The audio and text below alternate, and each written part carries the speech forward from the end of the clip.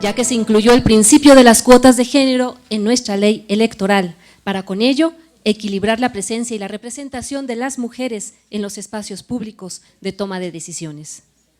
Hoy día estamos convocadas aquí para conmemorar y reconocer el enorme esfuerzo que significó para ustedes, valientes mujeres, y para algunos compañeros de lucha que están aquí, el obtener una proporción de mujeres ocupando espacios públicos donde se procura el bien social posible.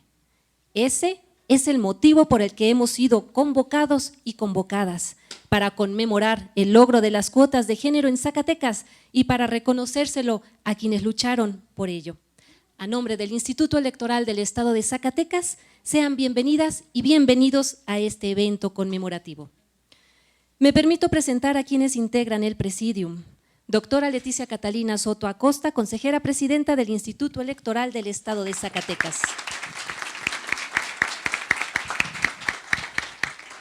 Licenciado José Manuel Carlos Sánchez, consejero electoral del Estado de Zacatecas. Licenciada Brenda Mora Aguilera, consejera electoral del Estado de Zacatecas. Maestro Felipe Andrade Aro, consejero electoral del Estado de Zacatecas. Licenciado Joel Arce Pantoja, consejero electoral del Estado de Zacatecas. Licenciada Rocío Posadas Ramírez, consejera electoral del Estado de Zacatecas. Diputada Susana Rodríguez Márquez, de la 61ª Legislatura del Estado. Las cuotas de género, más conocidas como cuotas de participación por sexo o cuotas de participación de mujeres, son una forma de acción positiva cuyo objetivo es garantizar la efectiva integración de mujeres en cargos selectivos de decisión de los partidos políticos y del Estado. La doctora Leticia Catalina Soto Acosta, consejera presidenta del Instituto Electoral del Estado de Zacatecas, nos brindará un mensaje alusivo a esta conmemoración. Adelante, por favor. Pues muchas gracias. Pues en primer lugar yo quiero agradecerles a todos y a todas que nos acompañen esta tarde. Realmente es una tarde rica en emociones porque el simple hecho de reencontrarnos, de vernos, de estar juntas, de sentir la energía que se produce cuando todas estamos aquí recordando lo que sucedió hace 10 años. Sin duda alguna nos anima y nos señala desde luego el camino que tenemos todavía por delante. Y también es una tarde de emociones porque es el primer evento en el que estamos presentes las nuevas integrantes del Consejo General de este órgano administrativo electoral. Por lo tanto, quisiera darles la bienvenida a las consejeras y los consejeros electorales, a Rocío, a José Manuel, a Joel, a Felipe, a Brenda, nos falta el licenciado Otilio, que se disculpa por un motivo especial, pero pues yo quisiera darles la bienvenida a mis compañeros y compañeras y decir que pues la presencia de nosotros como equipo, como órgano plural esta tarde, pues sin duda alguna refrenda el compromiso del Instituto Electoral del Estado de Zacatecas para seguir trabajando con una ruta muy segura, muy clara, muy firme en favor del fortalecimiento de la presencia política de las mujeres en el Estado de Zacatecas.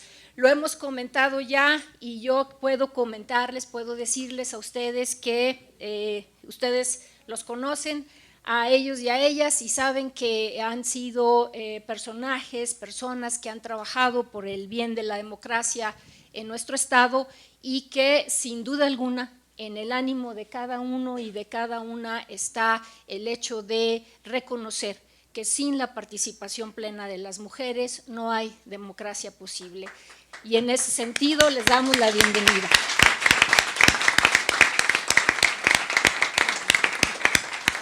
Yo quiero, a manera de mensaje y de referencia, si me permiten ustedes, leer una parte de algo que se escribía hace 10 años. Decían los medios de comunicación en Zacatecas, 9 de los 13 diputados del Partido de la Revolución Democrática en el Congreso de Zacatecas dejaron sin firmar el acuerdo de la Comisión Permanente en el que se compromete a sacar adelante reformas para garantizar la participación femenina en elecciones locales. Mara Muñoz, a quien recordamos sin duda con aprecio todas nosotras, aquí está. Mara, ¿estás aquí? No te vi, Mara. Qué bueno que estás aquí.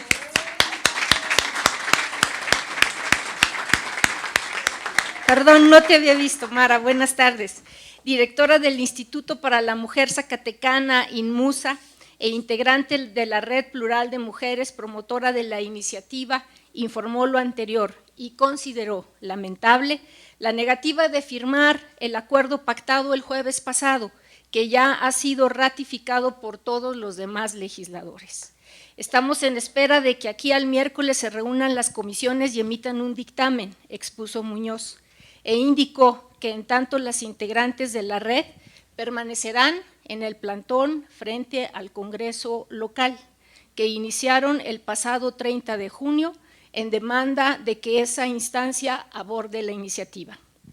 La propuesta de la red plural garantizaría mínimo 30%, hace 10 años, 30% de candidaturas femeninas a las diputaciones locales y a las presidencias municipales, explicó la funcionaria. Indicó que las comisiones encargadas de dictaminar son la de puntos constitucionales, asuntos electorales y paridad entre los géneros, presididas por Santos Antonio González, Pablo Leopoldo Arreola, Laura García Medina, respectivamente. Esta última ya firmó el acuerdo. En el documento del jueves pasado, los coordinadores de los grupos parlamentarios se comprometieron a que, de no aprobarse a más tardar el 24 de julio, la reforma integral, convocarán a periodo extraordinario la primera quincena de agosto para aprobarlo.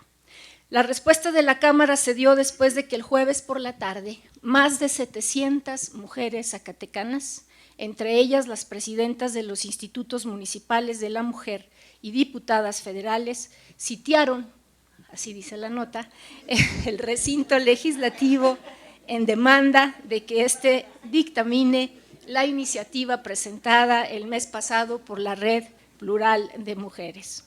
Un día antes, la presidenta del Instituto Nacional de las Mujeres, Patricia Espinosa, llamó al Congreso de Zacatecas a realizar un periodo extraordinario de sesiones con el fin de analizar y dictaminar esa iniciativa civil de reformas para garantizar la equidad en la participación política de las mujeres. Espinosa Torres calificó la iniciativa como muy noble y buena y dijo haber enviado cartas a todos los diputados y diputadas, así como a los presidentes de los partidos políticos, a fin de que abran un periodo extraordinario para revisar la propuesta, para que dialoguen y expongan cuáles son los puntos que no quieren. La Red Plural de Mujeres en aquel momento estaba integrada por las lideresas del PRI, el PAN, el PRD, el PT, México Posible, así como los grupos civiles como Demisex, Mujeres y Punto, Diversa, Milenio Feminista, Mexfam, UCD, Mujeres del Siglo XXI, Transición 2000, Mujeres por la Democracia, así como por el Centro de la Violencia por Covisac, Grupo Esperanza, Frente de Sociedad Civil en apoyo a la familia, Mujeres Hispanas, Frente Popular de Lucha de Zacatecas y Colectivo en Salud Integral, además del propio INMUSA. Pues estamos celebrando hoy los 10 años de que se aprobó esta reforma. Ahí estuvieron ustedes cabildeando con cada uno de los diputados y las diputadas, y yo recuerdo perfectamente que alguna de ustedes en ese momento me enseñó que no había que dejar pasar ni un momento sin hacer el cabildeo, no sea, me decía María Luisa Sosa, que nos vuelvan a quitar las calcetas sin sacarnos los zapatos. Se logró esto hace 10 años y para el Instituto Electoral del Estado de Zacatecas es realmente un motivo importante. Que dejemos huella, que se escriba la historia de lo que sucedió hace 10 años y que sea pues la base, porque ahora tenemos un reto nuevo enfrente, lograr la paridad en candidaturas 50-50, pero desde luego también el reto mayúsculo es lograr más presidentas municipales y más diputadas en el Congreso del Estado. Hacia ese reto nos encaminamos y por lo tanto pues nos parece que resulta fundamental en un evento como el de esta tarde reconocer el lugar en el que nos encontramos, cuáles son los retos que tenemos de cara al futuro y por eso pues sean bienvenidos y bienvenidas y vamos desde luego como siempre lo hacemos a proponer una reflexión en voz de la maestra Blanca Olivia Peña Molina. Muchas gracias a todas.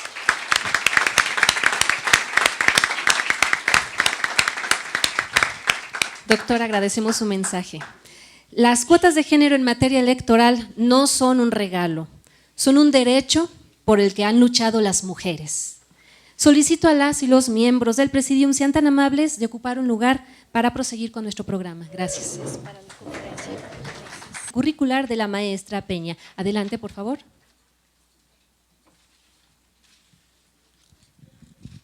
Buenas tardes. La semblanza curricular de la maestra Blanca Olivia Peña Molina, más bien el currículum es bastante extenso y bueno, nos permitimos hacerle una semblanza solamente.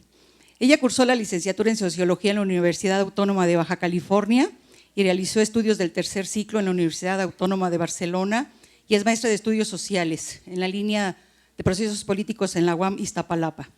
Ella se ha desempeñado durante 30 años como profesora investigadora en el Departamento de Ciencia Política y Administración Pública en la Universidad Autónoma de Baja California Sur.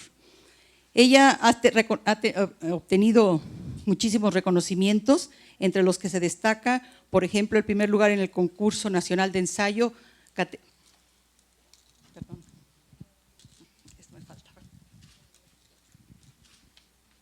categoría académicas e investigadoras convocada por el Senado de la República Mexicana en el marco del 50 aniversario del voto femenino en México el 17 de octubre del 2003. También obtuvo el reconocimiento Josefa Ortiz de Domínguez, otorgado por el Instituto Nacional de las Mujeres, por la participación activa en la vida política de Baja California Sur, representando los logros del voto femenino en México el 8 de octubre del 2003. Tiene ella el reconocimiento especial al trabajo académico y méritos en el campo de la ciencia política y estudios de la mujer mexicana en el concurso y premio nacional María Lavalle Urbina, otorgado por la Alianza de Mujeres de México en marzo del 2005. El primer lugar en el tercer concurso nacional de tesis sobre estudios electorales convocado por la Sociedad Mexicana de Estudios Electorales SOMEE, con la tesis de maestría titulada Derechos Políticos de la Mujer y Cuota de Género en México, estudios de caso en Baja California Sur. El Congreso del Estado de Baja California Sur, en el marco del 54 aniversario del voto de la mujer, le otorgó la medalla María Dionisia Villarino Espinosa, que es la máxima distinción que anualmente otorga el Poder Legislativo de esa entidad a las mujeres sudcalifornianas. Ha publicado un importante número de artículos y libros, ha participado en congresos en el ámbito nacional e internacional y entre sus publicaciones destacan Equidad de Género y Justicia Electoral, la alternancia de géneros en las listas de representación proporcional. Comentarios a la sentencia JDC 461/29, construyendo reglas para la igualdad de género en derechos políticos y electorales. En fecha reciente colaboró como asesora externa de la Comisión de Igualdad y Género del Congreso del Estado de Baja California Sur para materializar la iniciativa de decreto que incluyó la paridad en candidaturas a cargos de elección popular, destacando el hecho de que es la primera entidad federativa que no incluye como excepción para su cumplimiento el método de selección de candidaturas. Les repito, es una semblanza porque el currículum de la maestra, la experiencia de la maestra Peña Molina es muy amplia. Maestra, tiene usted la palabra. Gracias.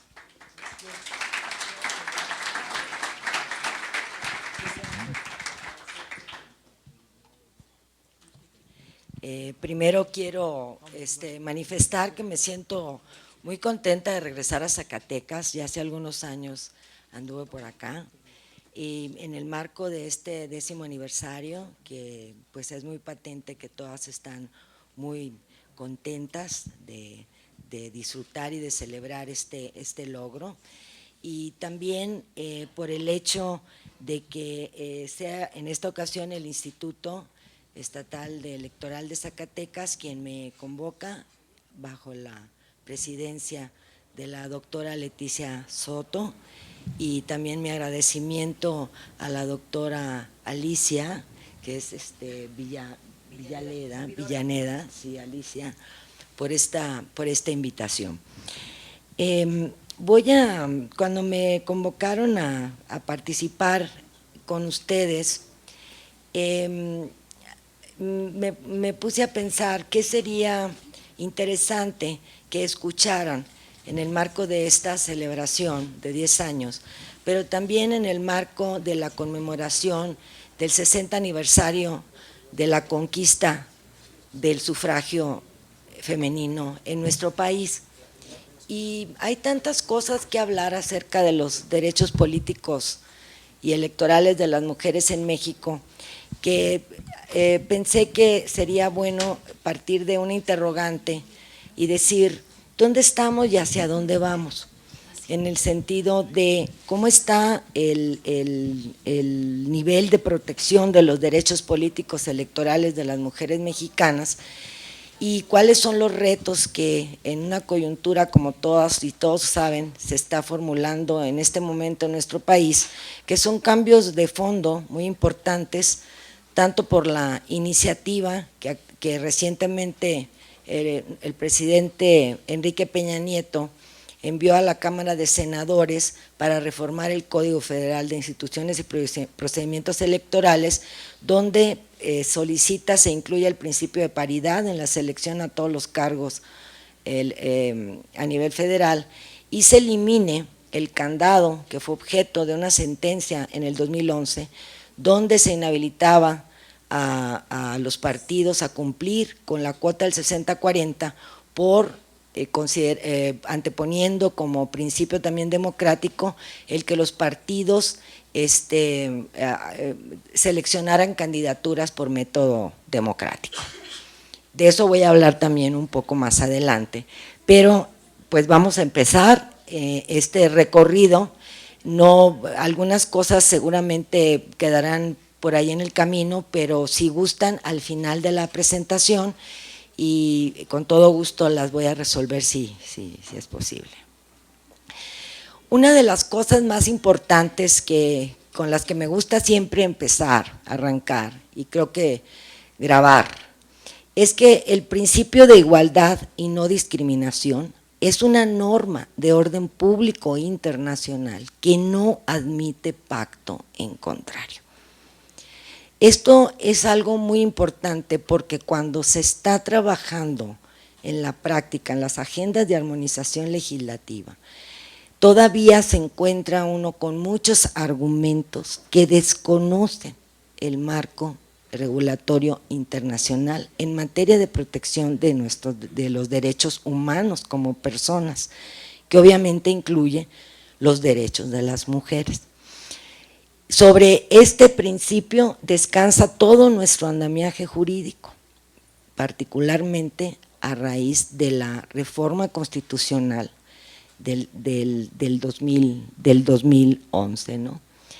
Entonces, si hacer un análisis de cuál es el grado de protección de los derechos políticos de nosotras, las mujeres mexicanas, tenemos que volver la mirada hacia cuál es el estándar internacional de los tratados, convenciones y acuerdos que México como Estado parte ha asignado en el pasado y subrayar que el derecho a proteger es el derecho a participar en los asuntos públicos. Yo creo que esto es importante recordarlo porque no se limita a votar y ser electa, sino a participar en todos aquellos espacios de toma de decisión. 3 niveles y 3 poderes, es decir, ámbito federal, de los estados y de los municipios, y los 3 poderes que implican el ejecutivo, el legislativo y el judicial. Por tanto, el estándar internacional contempla precisamente todos esos aspectos, ¿no? Participar en la dirección de los asuntos públicos, votar y ser elegida en elecciones periódicas y en lo general a todas las funciones públicas del país. Lo que yo voy a tratar de ofrecer en cifras es cómo estamos las mujeres más o menos en estos contextos y posteriormente voy a hacer un aterrizaje, una focalización a lo que son los cargos de elección popular, ¿sí? Las cuotas, digamos, en este momento aplican actualmente como acción afirmativa a cargos de elección popular. La pregunta sería, ¿y qué pasa en los demás espacios? ¿Cómo vamos las mujeres? Bueno, esto es de manera muy rápida. Como ustedes saben, la reforma constitucional publicada el 10 de junio del 2011 estableció 3 cosas muy importantes, ¿no? Que todas las personas gozarán de los derechos humanos reconocidos en la Constitución y en los tratados internacionales que el Estado mexicano, en el que el Estado mexicano sea parte, o sea que eleva a rango constitucional los compromisos adquiridos en esos tratados. También subraya que todas las autoridades, en el ámbito de sus competencias, tienen la obligación de promover, respetar, proteger y garantizar los derechos humanos de conformidad con los principios de universalidad, interdependencia, indivisibilidad y progresividad. Y la tercera y no menos importante es que queda prohibida toda discriminación motivada por origen étnico o nacional, género, edad, discapacidad, condición social, de salud, religión, opinión, preferencias sexuales, estado civil o cualesquier otra que atente contra la dignidad humana y tenga por objeto menoscabar los derechos y libertades de las personas. Esta reforma constitucional, creo, en mi opinión, no ha sido lo suficientemente valorada en su impacto para todo lo que en el presente y en el futuro constituye una nueva cultura de la protección y ampliación de los derechos políticos. Esto es algo que hay que seguir mencionando, destacando, porque es una de las reformas estructurales más importantes en nuestro país. Para los principales cambios en los cuales coinciden muchos expertos en este tema, señalan, por ejemplo, que el cambio en la denominación de los derechos humanos y sus garantías. Antes la Constitución solo hacía referencia a las garantías individuales. Para Miguel Carbonell y otros especialistas dicen que incluso el concepto correcto de doctrina que debió haberse incorporado era el de derechos fundamentales y no dejar el de derechos humanos y garantías, sino ya hablar de derechos fundamentales. El artículo primero, en lugar de otorgar los derechos, ahora simplemente los reconoce. Se crea un bloque de constitucionalidad para interpretar el conjunto del ordenamiento jurídico mexicano. Ahora se está formando a quienes imparten justicia y quienes tienen el derecho, la obligación también de restituir las violaciones en todo este nuevo marco y bloque de constitucionalidad en derechos humanos. Se incorpora el principio de interpretación pro persona del derecho internacional. Ante conflicto de interpretación entre distintos instrumentos se aplicará a aquel que beneficie más a la persona que está siendo desprotegida o violentada en sus derechos. Se reconocen como obligaciones del Estado respetar, proteger, garantizar y promover los derechos humanos y las obligaciones de las autoridades mexicanas para cumplir con estos principios y todo lo que ellos deriven. Ahora bien, ¿qué entender por respeto, protección, garantía y promoción? Por respeto entenderíamos la obligación básica de no interferir o poner en peligro el derecho. Por protección, de crear un marco jurídico y maquinaria institucional para prevenir violaciones a los derechos humanos. El tercero, de garantía, es de crear, el Estado tiene la obligación de crear la maquinaria institucional para la realización del derecho, la provisión de bienes y servicios a investigar, sancionar y reparar las violaciones a los derechos.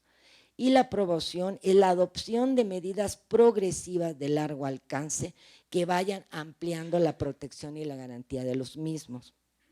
Ahora bien, actualmente podemos decir que México cuenta ya en vigencia el Estado de Derecho, con un marco jurídico regulatorio lo suficientemente amplio como para cubrir con las obligaciones de las que ya señalábamos, ¿no? En el ámbito del derecho internacional, que ya se traduce en la propia Constitución, en el ámbito del derecho mexicano, la Constitución reformada, pero también en las leyes secundarias contamos con una legislación muy amplia para la protección de los derechos de las mujeres, la Ley General de Igualdad, la Ley General, la Ley para prevenir, eliminar la discriminación, la Ley Federal de Acceso de las Mujeres a una vida libre de violencia. Y también en el ámbito estrictamente electoral, pues tenemos el Código Federal de Instituciones y Procedimientos Electorales, que contempla la cuota 60-40, con umbral 60-40, alternancia de género por en las listas de representación, sanciones por incumplimiento, y además dentro de ese andamiaje, dentro del sistema de partidos, están los estatutos y las propias acciones afirmativas que incorporan los estatutos de los partidos, que son las conocidas como cuotas voluntarias. Entonces, la legislación y la maquinaria institucional en materia de protección de los derechos políticos es tan amplia y compleja como amplio y complejo es nuestro país. Por cada entidad federativa existe un sistema electoral, un sistema de partidos, un sistema de cuota que se adapta a las características históricas y a los contextos políticos en las cuales se van armonizando las leyes. Sí, esa es la característica de nuestro federalismo. Esa condición puede jugar a favor o en contra en determinado momento, ¿no?, de iniciativas o acciones positivas que se promuevan en el ámbito federal, y a la inversa, como sucedió incluso en el propio antecedente de la aprobación de las cuotas, fue el Estado de Sonora el primero que incorporó una acción afirmativa en su ley electoral estatal, y no fue en el ámbito del COFIPE donde se incorporó la acción afirmativa. Entonces, en muchas ocasiones, las agendas para la promoción y de la defensa de los derechos políticos de las mujeres han venido de las entidades federativas. Ahora que se discuten la transformación del Instituto Federal, el Instituto Nacional, y que diferentes voces están manifestando en contra y otras a favor y otras hablando ya de terceras vías, es muy interesante para la historia de los derechos políticos de las mujeres volver la mirada hacia la historia, a cómo se fraguan, ¿no?, la protección y la ampliación y las garantías de los derechos políticos de las mujeres en las entidades federativas, porque esas son las que a veces son la punta de lanza para lo que ocurre a nivel federal. Entonces, el principio de igualdad y equidad, que muy frecuentemente se usan como sinónimos, tienen significados distintos, no solo desde el punto de vista jurídico, sino también desde el punto de vista teórico, ¿no? El principio de igualdad, el que está contemplado, por ejemplo, en las leyes o en la Constitución, lo que hace, en pocas palabras, es igualar a los desiguales. Si todo el mundo fuéramos iguales, de facto, de hecho, no habría necesidad de que la Constitución nos igualara. Con el avance de la reforma del 2011, lo que hace la Constitución es, además del principio de igualdad o de iure, es reconocer las diferencias. Entonces ahora se reconocen las diferencias a partir del reconocimiento y de elevar a estatuto constitucional el respeto irrestricto a los derechos humanos, que es lo que leí anteriormente, ¿no? Al reconocerse las diferencias, se reconocen también como lícitas y justificables acciones afirmativas que son que le dan sentido al principio de equidad para poder actuar y revertir situaciones de injusticia. Muchas veces no pues ¿qué más quieren las mujeres? No, si ya las mujeres tienen la igualdad ante la ley, sí, de jure, pero no de facto. Cuando el principio de igualdad constitucional, cuando se deje de oponer el principio de igualdad al principio de equidad, entonces vamos a correr mucho los velos de tantas confusiones que hay a la hora de pretender legislar o ampliar o reformar alguna ley o incluso la propia constitución. Entonces la equidad lo que conduce es a la ampliación de la garantía, igualdad de oportunidades, igualdad de trato e igualdad de resultados. Entonces, este es el tránsito en el que nos encontramos en estos momentos, y la iniciativa de reforma que se hace al COFIPE ahora viene acompañada por una exigibilidad mayor, de la cual me voy a referir al final. La reforma a la Constitución tiene, del principio de igualdad, tiene dos efectos también importantes, ante la ley y en la ley. Ante la ley es porque el mandato de trato igual a las autoridades encargadas de aplicar la ley es al Ejecutivo y al Judicial, y en la ley se deriva en un mandato dirigido al legislador para que no establezca en los textos diferencias no razonables o justificadas a personas desiguales. Esto es algo, por eso digo, el principio de igualdad y no discriminación es una norma de orden público internacional que no admite pacto en contrario. Punto. Va a permear a partir de ahora, tiene que permear todo, absolutamente todo, en los tres niveles de gobierno. Bien. Los factores de incidencia en este contexto para la participación política de las mujeres, sobre los cuales hay mayor consenso en los estudios que existen, son, como ya mencioné, la vigencia del Estado de Derecho, un sistema electoral y de cuota favorable a las acciones afirmativas, mecanismos institucionales de protección y garantía a los derechos, que en el caso de los derechos políticos incluso creo que son los más cercanos al ciudadano, porque ya existe toda una maquinaria y toda una legislación que hace posible los juicios de protección de ciudadanos, de derechos cuando pueden ser violentados. Está todo el ámbito de la justicia electoral y la cultura política, que es lo más difícil de transformar.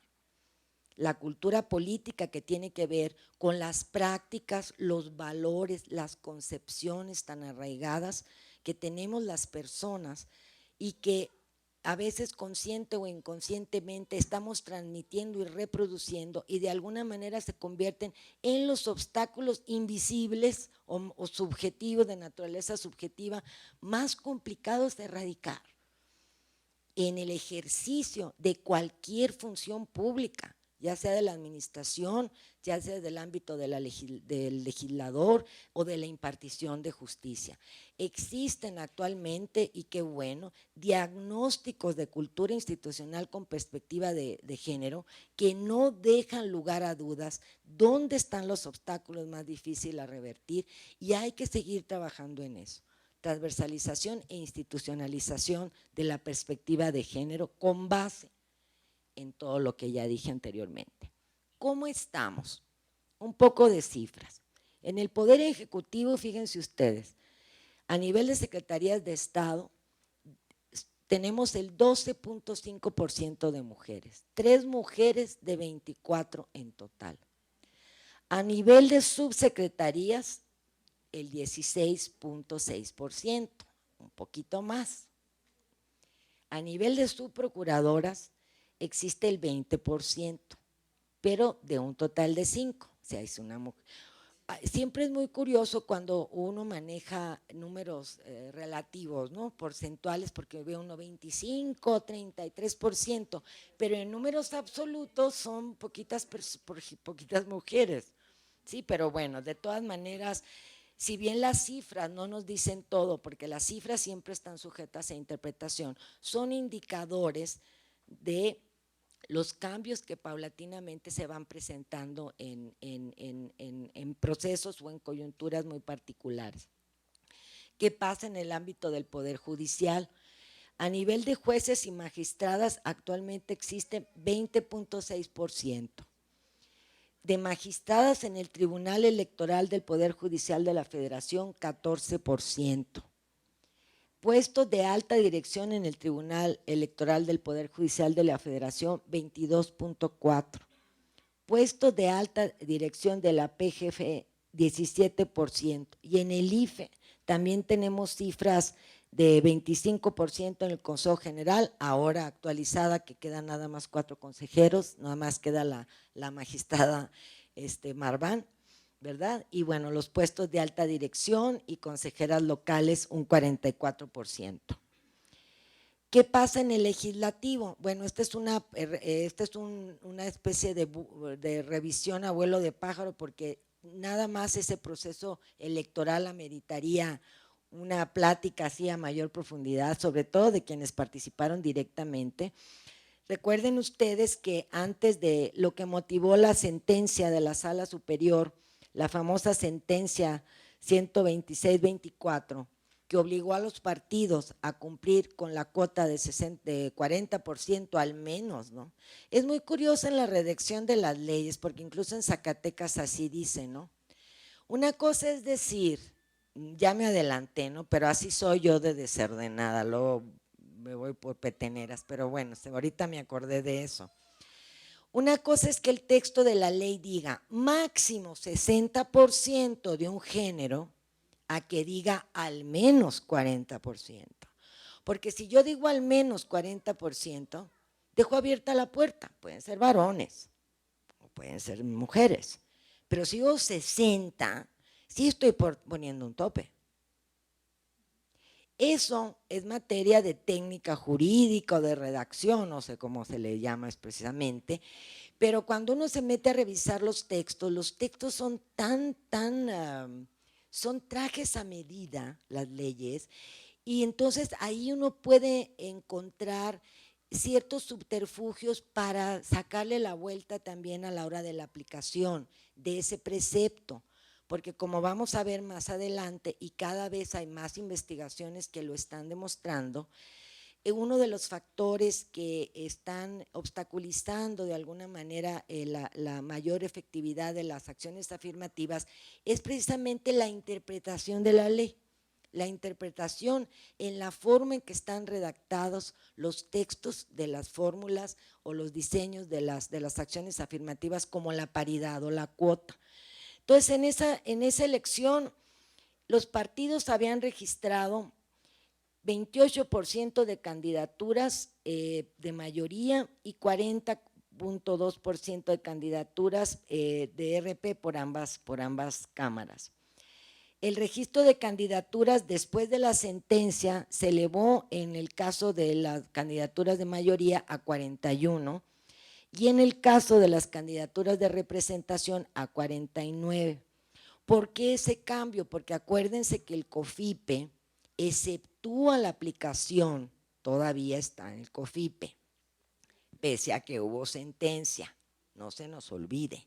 Por eso, presidente Peña Nieto pone en su iniciativa, elimínese el párrafo del artículo 219, ¿sí?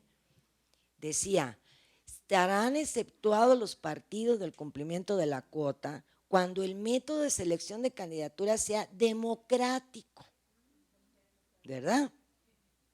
Whatever it means, como dicen, ¿no?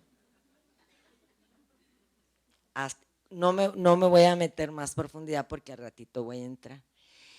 Se eleva el porcentaje. La sentencia no solo dice cúmplase con la cuota, obliga a los partidos y les dice cuántas mujeres tiene que haber de candidata, les da un número absoluto.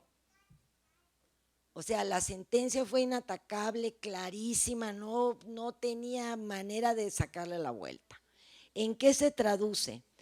De la legislatura anterior, en la Cámara de Diputados se pasa del 28% al 37%, cifra inédita, y del 17.2 al 32.8 en el Senado, otra cifra inédita, ¿sí? A golpe de sentencias. ¿Por qué? Por exceptuar.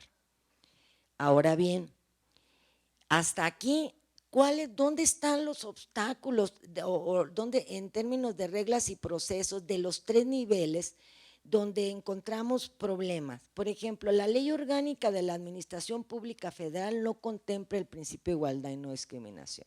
Bueno, pues ya está en la Constitución. Bueno, sí, pero también tiene que estar en la ley. No incluye acciones afirmativas, presenta rezago en procesos de institucionalización de la perspectiva de género.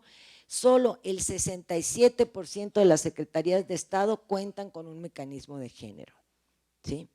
Ahora, el Plan Nacional de Desarrollo tiene como eje la transversalización del género, por tanto, le da un carácter de obligatoriedad mucho más fuerte.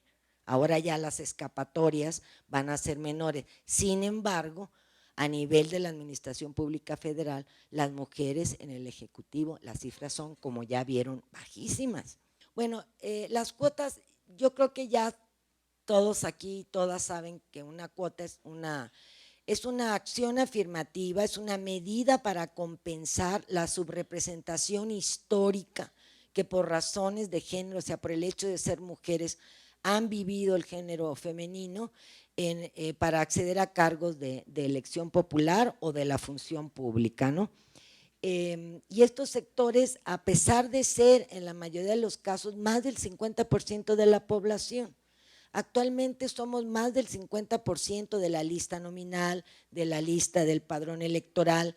Es una situación que se reproduce también a nivel de las entidades federativas y sin embargo se sigue regateando, se sigue utilizando, inventando argumentos en contra del avance de la lucha de las mujeres. Las cuotas se fundamentan en el principio de discriminación positivo, que es un principio jurídico, que aplica solo en casos muy especiales o particulares de discriminación, que siempre y cuando se produzcan en contextos de especial escasez y por lo mismo son de carácter temporal, son medidas temporales.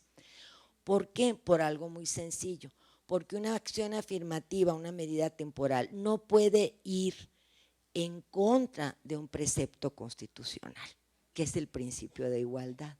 Sin embargo, es temporal precisamente porque es un mecanismo que coadyuva, que empuja al avance para igualar a los desiguales, pero no sustituye en su dimensión, en su amplitud, en su profundidad, el principio de igualdad constitucional, de ninguna manera, pero de ahí se desprende, ¿sí? Es lo que apunta hacia la igualdad, ya no de oportunidades, sino de trato y de resultados, bajo la idea de que al incluir acciones afirmativas aceleraremos también los resultados. Pero desde aquí hay que dejar clara una cosa, las cuotas no aseguran los mismos resultados en la misma proporción. Ganan las mujeres que conquistan más votos. Punto. ¿Cuántas mujeres ganan, son electas en cada legislatura? Depende del voto de los ciudadanos. Claro, si tenemos acciones afirmativas con un adecuado diseño que quite los obstáculos del camino, ¿verdad? Pues estamos coadyuvando al cumplimiento del principio de igualdad de oportunidades de trato. Pues los resultados tienen que ser previstos de otra manera, ¿no? Bien. Entonces, como saben, todos los estados del país tenemos un sistema mixto de representación proporcional, es decir, hay candidaturas y diputaciones de mayoría relativa y de representación proporcional. Sin embargo, cada estado tiene un número diferente de diputaciones y por lo tanto tiene sus propias leyes, sus propios órganos electorales autónomos, sus propios tribunales. Entonces, cada estado es una compleja ingeniería tanto en su propio sistema político y de partidos como en su propio diseño electoral.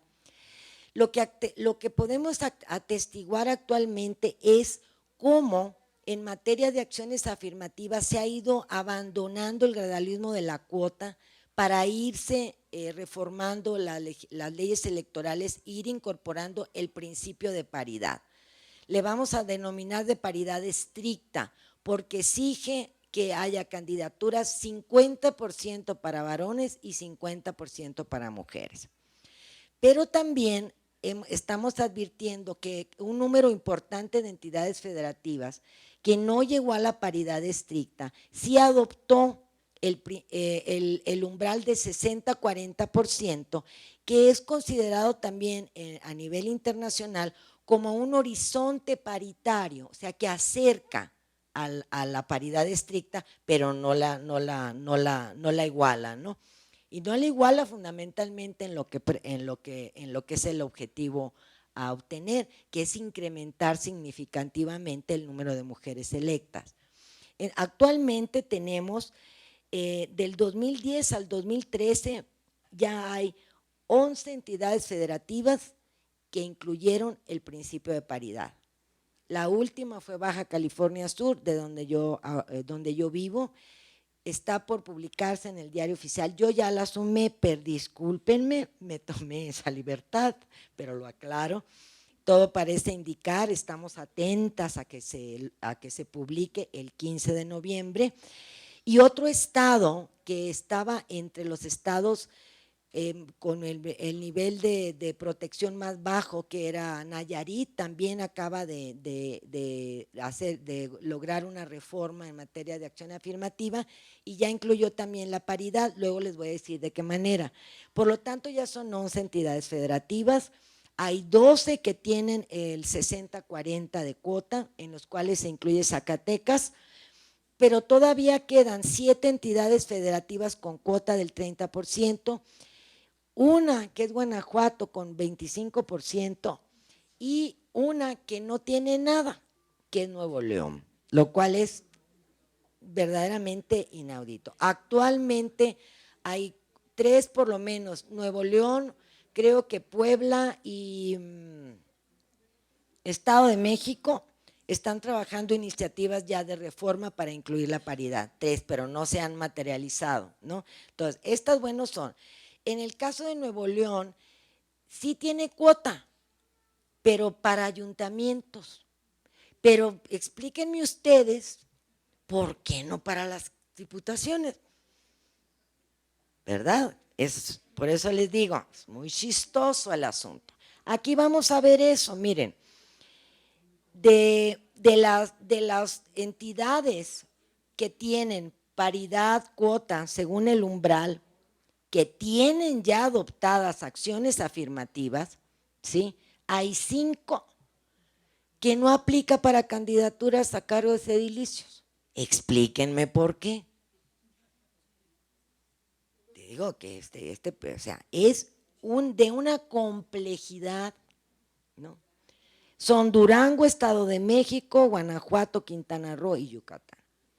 En Quintana Roo una colega me decía, no, pero no está en la ley, pero en la práctica los partidos cumplen con la cuota, y digo yo, pues como lo hable por los partidos, ¿no? Que ya se está conformando esta cultura política, pero papelito habla, porque nada nos asegura que cambien estas personas que están haciendo esa lectura favorable al toro y reviertan las cosas. Tiene que estar en la ley. Bueno, esos detalles de ese nivel. No, o sea, digo, no, de todas maneras, si tú lo dices públicamente, tienes que decir, no está en la ley. Qué bueno que los partidos lo están haciendo en la práctica, qué bueno que están aplicando la misma cuota para diputaciones a los ayuntamientos, pero tenemos que reformar para que entre a los ayuntamientos. Eso es lo que hay que añadir. No más decir yupi yupi, no, tenemos que ir a la armonización. Bueno, pues de esos 5 estados, de cargos nada más edilicios, hay 3.633 cargos que no están en regulación por cuota, nada más. ¿Sí? Puedo decir, hay 5 estados, no tiene, pero ¿cuántos cargos de elección popular son? ¿Sí? Que son hacia donde más tenemos que enfocar, porque es donde están los porcentajes más bajos de participación de mujeres, es en los ayuntamientos. Fíjense ustedes, en todos los factores de efectividad de la cuota son, el tipo de sistema electoral es fundamental, ¿sí? Tenemos que ver en el sistema, no solo si es un sistema de mayoría de RP que todos tenemos, sino cuál es la proporción de diputaciones de mayoría y de representación.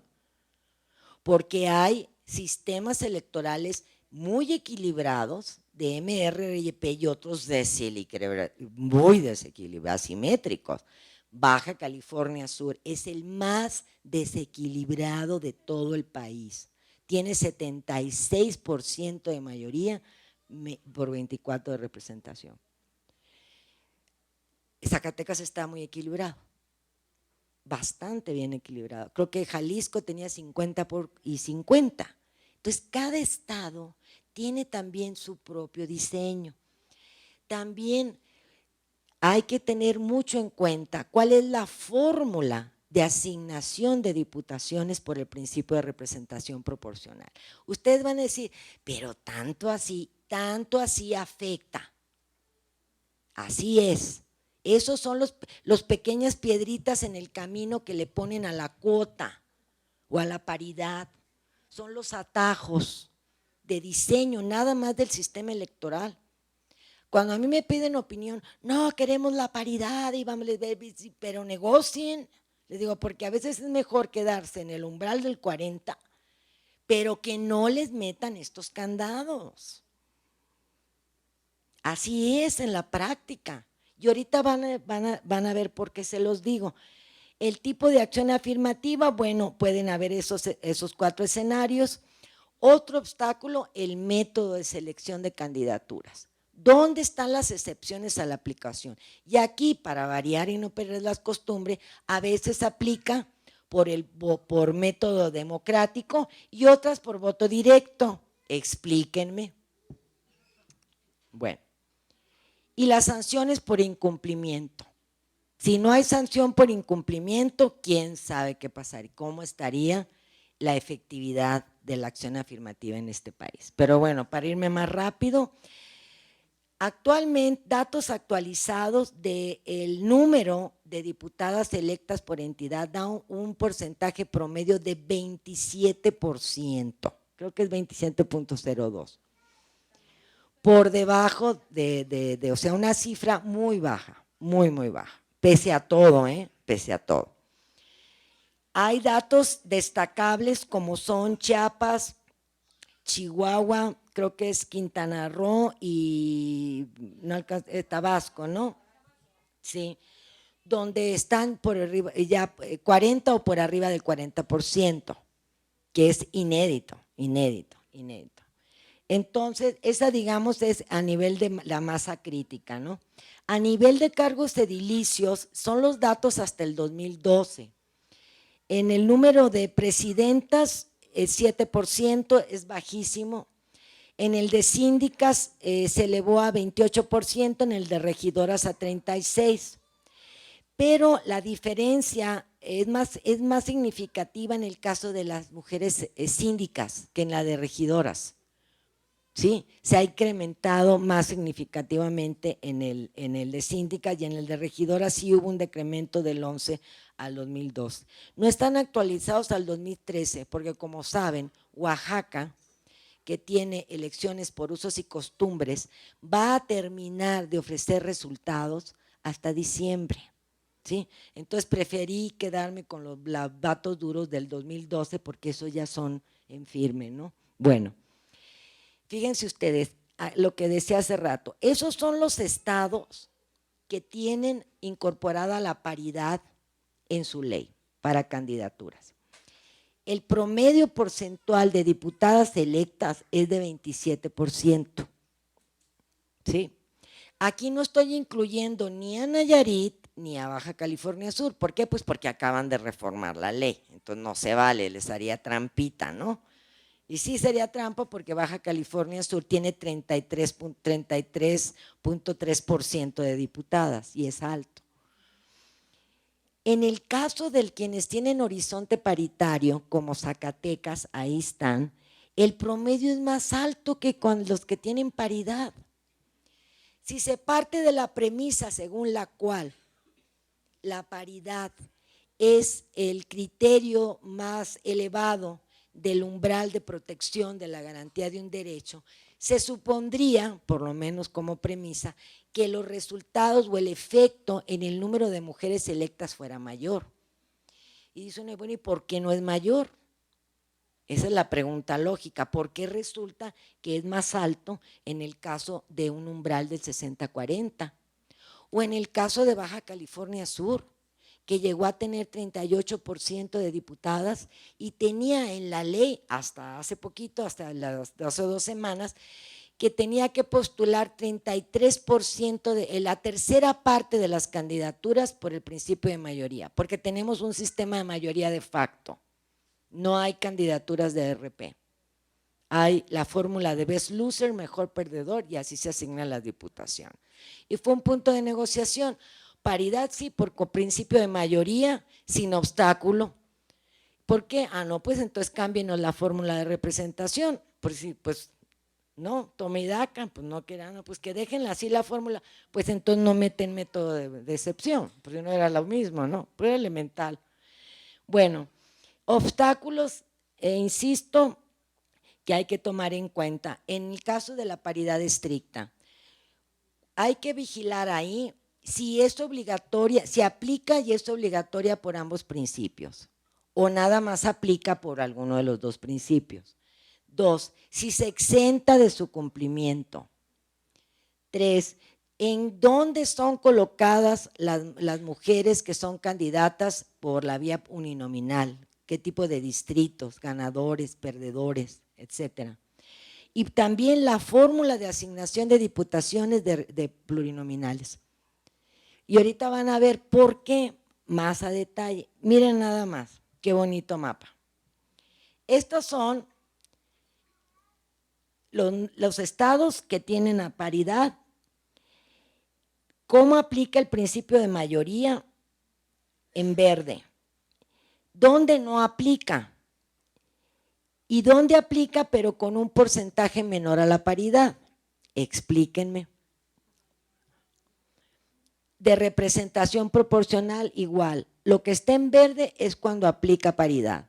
Lo que está en morado es que no aplica. Pero Nayarit, por ejemplo, que acaba de reformar, dijo, sí, vamos, 50% de mayoría, pero para las listas 60-40. Es un menú. Es un menú.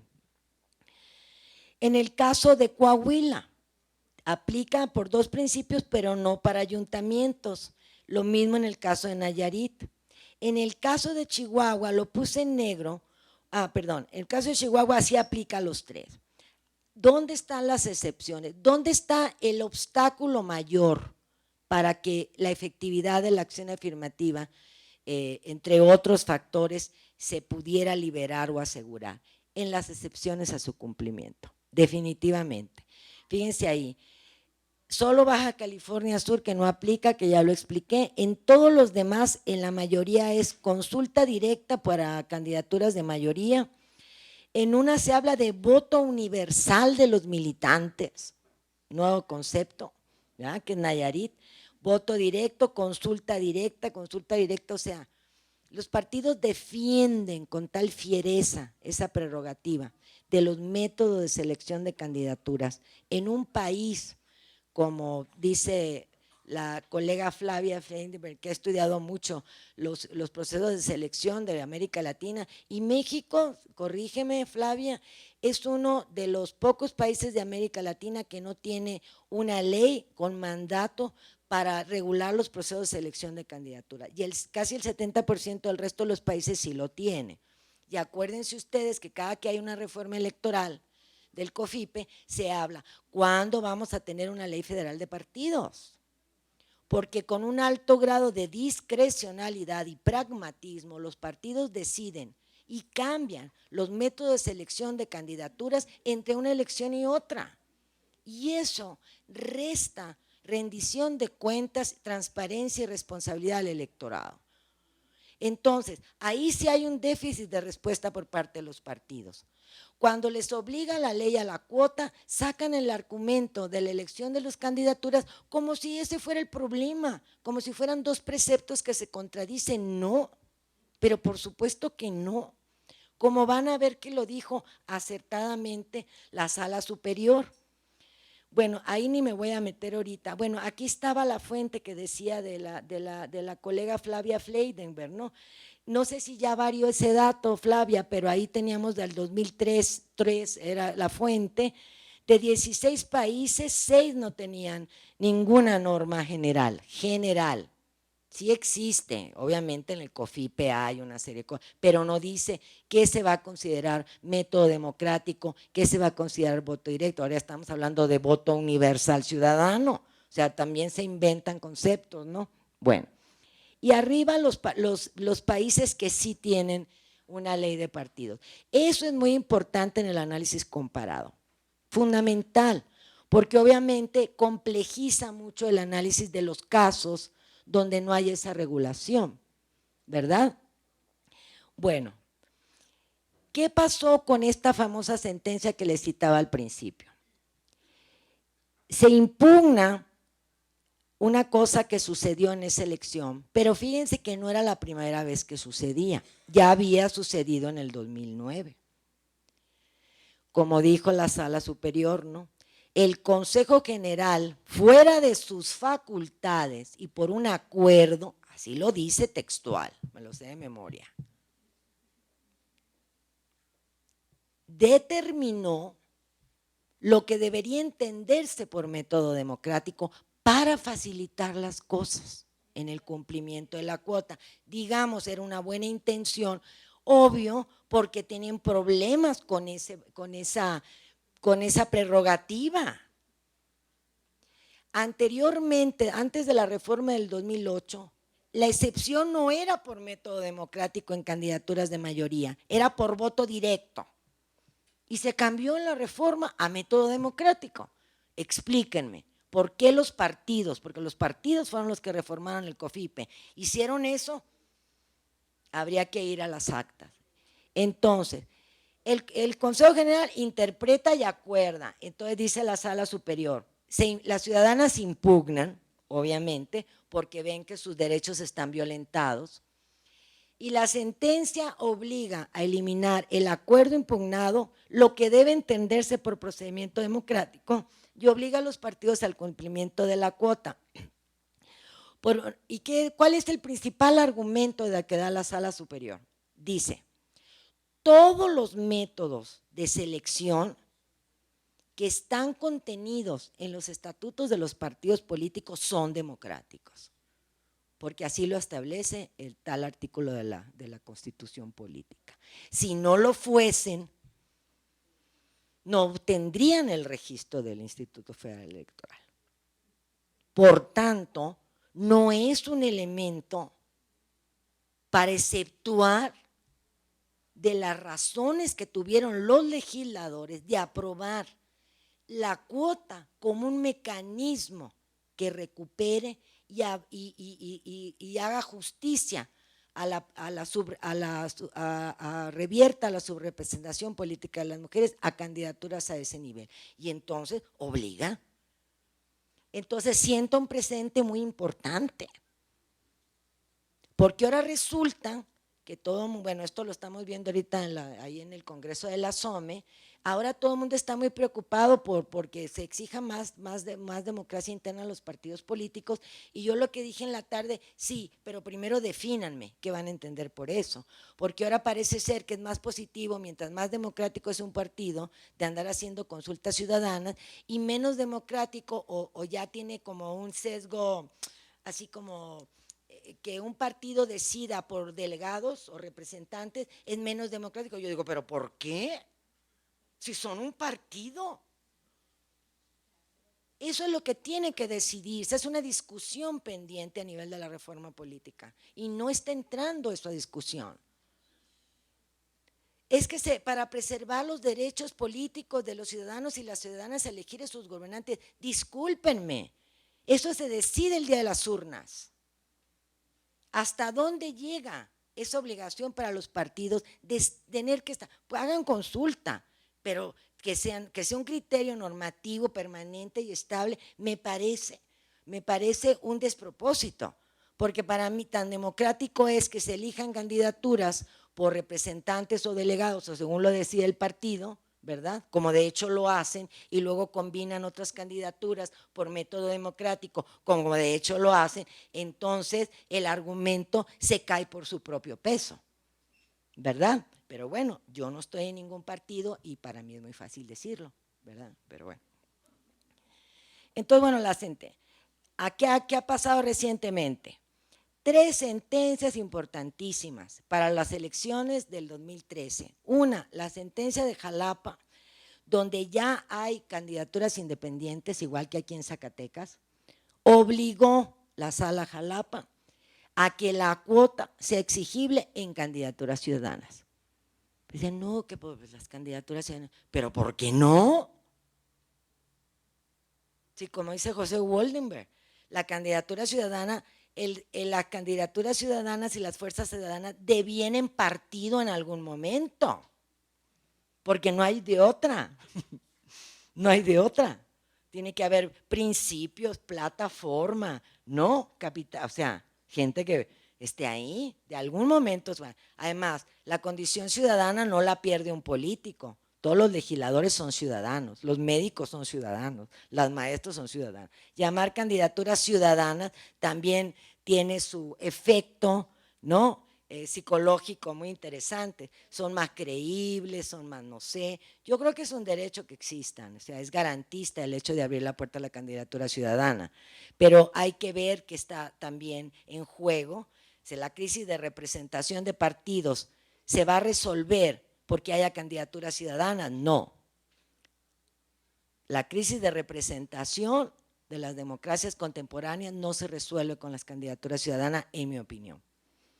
Son un vehículo, pero no es la solución del todo. Otras 2 sentencias, la de Baja California, se obliga al cumplimiento de la cuota con independencia del método de selección de candidaturas, a la Guadalajara también, en el caso de Chihuahua, y en ese caso la inaplicabilidad es al criterio de paridad. Otra sentencia histórica que da como resultado, fíjense usted, donde hay sentencia, fíjense, está así como en rosita, ¿no? El caso de Baja California, el caso de Chihuahua y el caso de Quintana Roo. Vean cómo se elevó. Entonces, sí.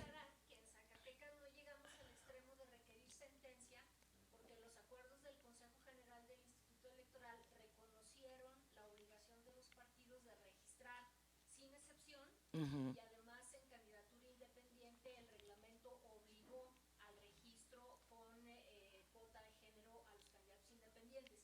Por eso no llegamos a sentencia, porque aquí se solucionó claro.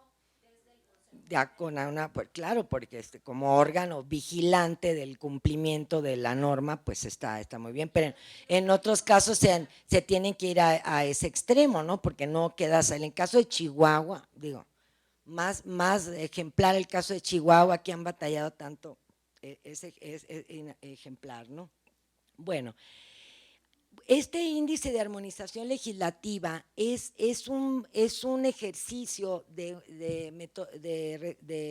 forma parte de una metodología aplicada en un libro que se llama Construyendo reglas para la igualdad en derechos políticos de las mujeres, en el que yo participé con la Flaxo. Fue un proyecto que estuvo auspiciado por el Tribunal Electoral Federal, el Tribunal Electoral, ya estoy, empiezo a divagar, ONU Mujeres y PNUD. Aquí, ¿me regresé o qué hice? Sí me regresé, ¿verdad?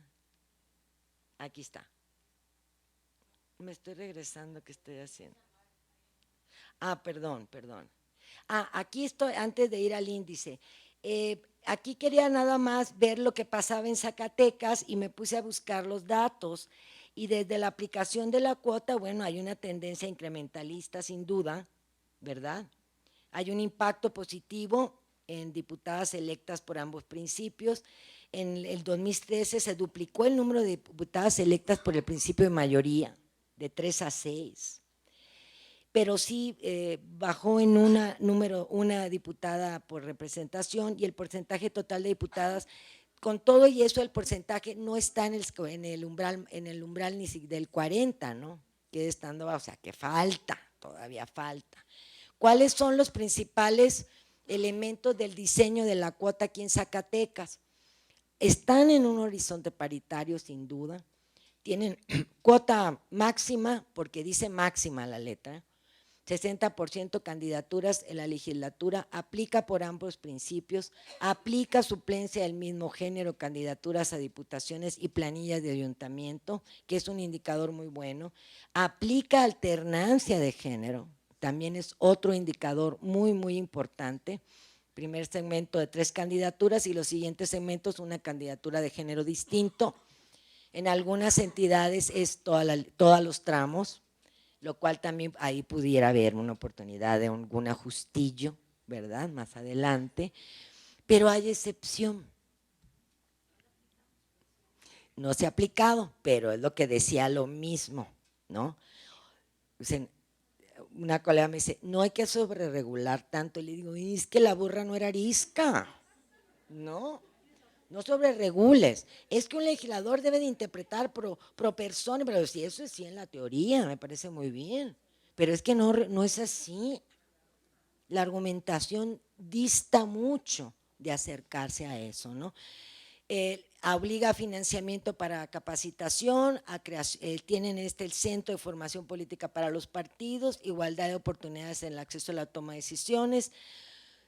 Hay sanción por incumplimiento, que es la misma fórmula que aplican prácticamente todas las entidades, se les llama para subsanar, se les 24 horas, luego 48 y luego la negativa de registro. Bueno, ¿en qué lugar está Zacatecas en el índice de armonización legislativa? En el 4º y nada despreciable lugar a nivel nacional. Este índice de armonización legislativa incluye la asignación de valores, es un diseño muy complejo, de 29 indicadores, de algunos que llamamos como variables núcleo y variables complementarias. Las variables núcleo serían las de diseño propiamente dicho de la cuota, y las complementarias son las del sistema electoral, las de la excepción, las de bla, bla, bla, bla. Pero revisando desde la propia constitución política y leyes secundarias de cada estado, a partir del estándar más alto a nivel internacional en derechos políticos. El quien lo tiene actualmente es San Luis Potosí, tiene paridad, pero no tiene el valor 1, que es el más alto, está en 8. No alcanzo a leer de aquí, tiene 0.8 y tanto, 0. Es el Zacatecas, pero San Luis Potosí está más arriba, pero no hay ninguna entidad, y ¿saben dónde? ¿Ya vieron dónde está el COFIPE? ¿Dónde está el federal o lo quité de ahí? Bueno, bueno, esperemos que lo del COFIPE ya se resuelva pronto y suba de nivel, porque anda muy abajo. Y miren ustedes, los 10 estados, los 10 primeros lugares de ese índice, fíjense, para efecto de lo que se busca con la acción afirmativa, en términos globales, pues no son las cifras más altas. El estado con el estándar más alto en materia de protección no se traduce en una masa crítica significativa, tiene el 18.5. Por lo tanto, tenemos que ver dónde están los candados e irlos quitando, o donde ya hay un diseño muy, muy robusto, hacerlo todavía más robusto, ¿no? Esa es una alternativa. Propiciar agendas de armonización que revisen, pueden ser estos con esa metodología, hay otras metodologías que pueden ir indicando por dónde hay que ir, pero también hay que revisar las leyes orgánicas de la administración pública de los estados y en última instancia pues la propia Constitución, porque yo creo que ahora hacia donde se apunta también es hacia las reformas constitucionales. Y bueno, creo que para cerrar, uno de las cosas que se están ahorita discutiendo en el marco de la reforma política, de la reforma al COFIPE, de que si se convierte el IFE en un instituto nacional, que si se atenta contra el federalismo. Me preguntaron, ¿tú estás de acuerdo en la conversión? Les dije, pues yo la lectura que haría es que ganamos las mujeres, ¿no? Claro, depende, porque como yo siempre estoy viendo a través de los ojos de las leyes estatales electorales, yo por eso digo, habría que ver qué es lo que se pretende resolver con esa transformación. Por si quieres fortalecer autonomía de los institutos, etcétera, etcétera, no necesitas transformar al IFE. Puedes hacer una serie de adecuaciones o de reformas, digamos, una transformación intermedia que no lesione otras fortalezas que tienen los institutos y que no tienen otras instancias a nivel federal, ¿no? Entonces, ahorita se está apuntando mucho hacia la propuesta de que la meta es la reforma constitucional, la legislación federal y los marcos regulatorios de los gobiernos subnacionales. O sea, más allá o también o sumándose a la propia iniciativa del Ejecutivo, estaría la reforma al 41 constitucional y los artículos 115, 16, 122, para que esto también pueda ser aplicable en los estados y en los municipios, incluido el Distrito Federal, ¿no? Y bueno, y después ya reformar las leyes electorales, tanto federal como locales, para fijar las reglas y los procedimientos. Esta es una meta de largo aliento, pero lo que estamos diciendo hoy, o que estamos comentando aquí, o que estamos compartiendo, y que traemos, estoy segura que lo traemos ahí revoloteando, ¿no? Dentro de 3, 4, 5 meses va a ser otro escenario. Esta es una coyuntura histórica impresionante, lo que está sucediendo, así como lo fue la reforma constitucional del 2011, esto que está sucediendo también en materia de ampliación y protección de los derechos político-electorales de las mujeres también es un momento muy importante. Hay avance, sin duda, hay logros, sin duda, pero también hay retos y hay obstáculos a vencer. Yo creo que la lucha nos va indicando que es importante tener claras las metas, pero también de que es responsabilidad entrar al conocimiento de la materia electoral, del diseño electoral, porque existe mucho desconocimiento. Y también, y afortunadamente, por lo menos la cultura de interponer los juicios de protección ya se está ampliando dentro de la ciudadanía. Ya no quisiera abundar más, pero de 1996 al 2013, 46% de los medios de impugnación que se han interpuesto al tribunal son promovidos por mujeres o por grupos de mujeres, y las sentencias también son un porcentaje en la misma proporción. Por tanto, esa cultura de la legalidad en materia de protección de los derechos es algo que las mujeres tenemos que fortalecer. Los organismos electorales también tienen que contribuir, los tribunales estatales electorales, porque estamos viendo que de no cambiar de una manera más contundente donde están ahorita los principales candados al cabal cumplimiento del principio del derecho a participar en los asuntos públicos, pues solo a golpe de sentencias se va a tener que ir abriendo ese camino, esa cultura y esa justa reivindicación a un derecho que ha sido negado por tantos años a las mujeres mexicanas. Feliz 60 aniversario por las mujeres en México y por los hombres que también se sumaron a esa lucha, hay que decirlo, y que siguen en su lucha actualmente. Feliz 10 aniversario Zacatecas, vivan las mujeres de Zacatecas, y muchas gracias por dispensarme el tiempo de su atención.